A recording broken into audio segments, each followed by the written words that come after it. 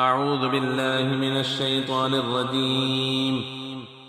بسم الله الرحمن الرحيم.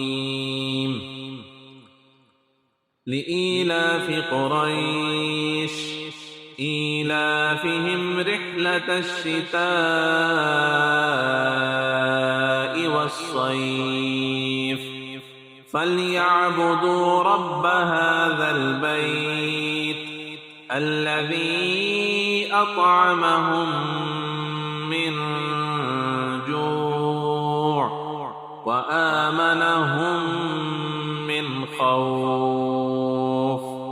صدق الله العظيم وصدق رسوله النبي الكريم الأمين.